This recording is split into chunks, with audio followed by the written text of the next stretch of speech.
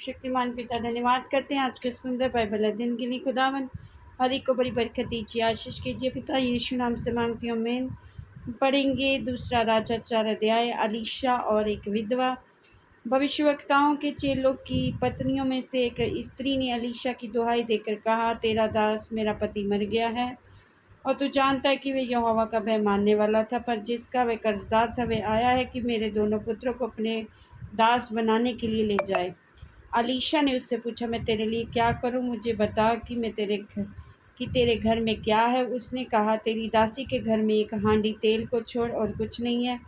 उसने कहा, तू बाहर जाकर अपने सब पड़ोसियों से खाली बर्तन मांग लिया और थोड़े बर्तन ना लाना। फिर तू अपने बेटों समेत अपने घर में जा और द्वार बंद करके उन सब बर्तनों में तेल उड़ेलना और जो बर्तन भर जाएं उन्हें अलग कर रखना। तब वह उसके पास से चली गई और अपने बेटों समेत अपने घर जाकर द्वार बंद किया। तब वह तो उसके पास बर्तन लाते गए और वह उड़ेलती गई। जब बर्तन भर गए तब उसने अपने बेटे से कहा, मेरे पास एक और भी ले आ।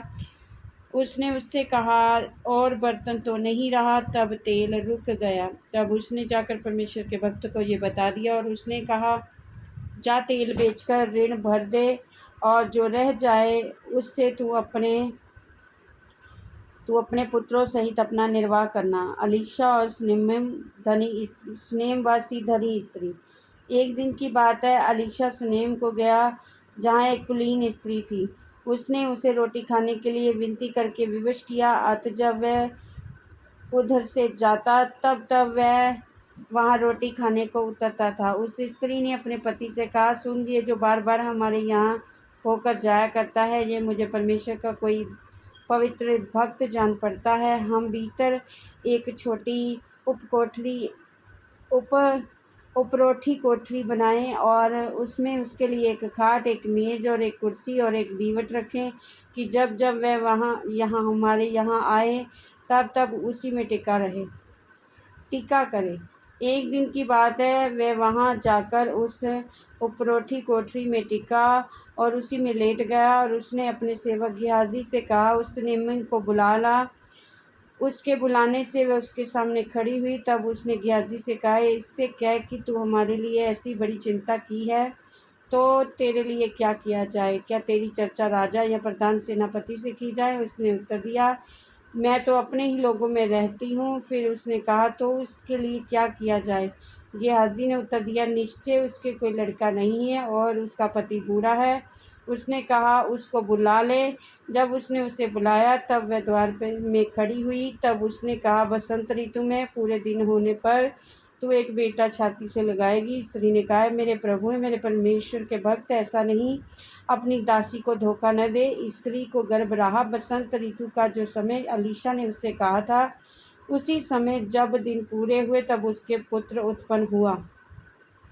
जब लड़का बड़ा हो गया तब एक दिन वह अपने पिता के पास लवले मालों के निकट गया और उसने अपने पिता से कहा, आह मेरा सिर, आह मेरा सिर। तब पिता ने अपने सेवक गेहाजी से कहा, इसको इसकी माता के पास ले जा। तब उसे उठाकर उसकी माता के पास ले गया। फिर वह दोपहर तक अपने घुटनों पर बैठा रहा, तब मर गया। और तब उसने चढ़कर अपने परमेश्वर के भक्त की खाट पर लेटा दिया और निकलकर द्वार बंद किया। तब उतर गई। तब उसने अपने पति से पुकार कर कहा, मेरे पास एक सेवक और एक गदही तुरंत भेज दे कि मैं परमेश्वर के भक्त के यहाँ झटपट हो आऊँ। और उसने कहा, आज तू उसके यहाँ क्यों जाएगी? आज तो नए चांद का ना विश्राम दिन है। और उसने कहा, कल्याण होगा। तब उस स्त्री ने गदही पर काठी बांधकर अपने सेवक से कहा, हाँक चल, मेरे कहे बिना हाँकने में ढिलाई ना करना। तो वह चलते चलते करमेल पर्वत को परमेश्वर के भक्त के निकट पहुंची। उसे दूर से देखकर परमेश्वर के भक्त ने अपने सेवक गेहाजी से कहा, देख, उधर तो वह सुनेमिन है। अब उससे मिलने को दौड़ जा। उससे पूछ कि तू कुशल से है, तेरा पति भी कुशल से है और लड़का भी कुशल से है? पूछने पर स्त्री ने उत्तर दिया, हाँ, कुशल से है। वह पहाड़ पर परमेश्वर के भक्त के पास पहुंची और उसके पांव पकड़ने लगी।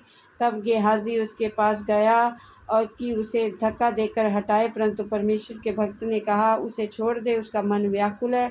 परंतु पर यहोवा ने मुझको नहीं बताया, छिपा ही रखा है। तब वह कहने लगी, क्या मैंने अपने प्रभु से पुत्र का वर मांगा था? क्या मैंने ना कहा था कि मुझे धोखा ना दे? तब अलीशा ने गेहाजी से कहा, अपनी कमर बांध और मेरी छड़ी लेकर चला जा। मार्ग में यदि तुझे कोई मिले तो उसका कुशल ना पूछना, और कोई तेरा कुशल पूछे तो उसको उत्तर ना देना, और मेरी ये छड़ी उस लड़के के मुंह पर रख देना। तब लड़के की माँ ने अलीशा से कहा, यहोवा और तेरे जीवन की शपथ, मैं तुझे ना छोड़ूंगी।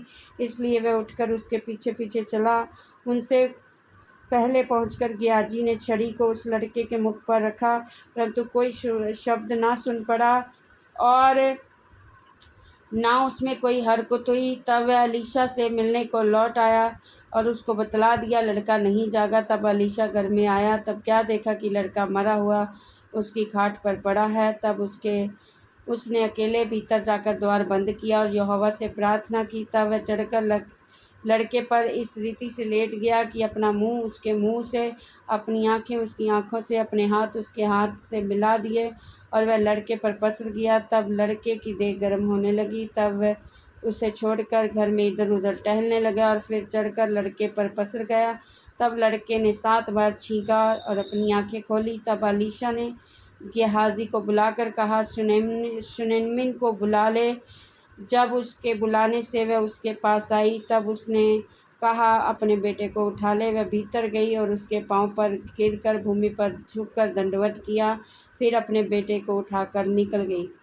तब अलीशा गिलगाल को लौट आया। उस समय देश में अकाल था। भविष्यवक्ताओं के चेले उसके सामने बैठे हुए थे, और उसने अपने सेवक से कहा, हंडा चढ़ाकर भविष्यवक्ताओं के चेलों के लिए कुछ पका। तब कोई मैदान में साग तोड़ने गया और कोई जंगली लता पाकर अपनी अवकार भर उंगली फल तोड़ ले आया, फाँक फाँक करने पकने के लिए हंडे में डाल दिया, और वे उसको ना पहचानते थे। तब उन्होंने उन मनुष्यों के खाने के लिए हंडे में से परोसा।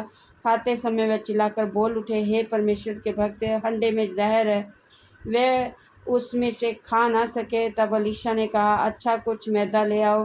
तब उसने उसे हंडे में डालकर कहा, उन लोगों के खाने के लिए परोस दे। फिर हंडे में कुछ हानि की वस्तु ना रही।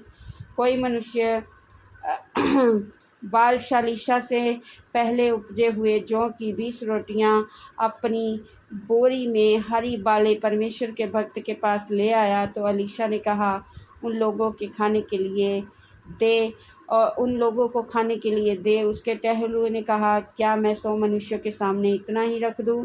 उसने कहा, लोगों को दे दे कि खाएं, क्योंकि यहोवा यो कहता है, उसके खाने के बाद कुछ बच भी जाएगा।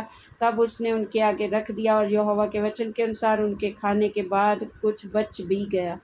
इस वचन के द्वारा पर ब्लेस करेंगे। आमीन। सब कुछ है मसीह की।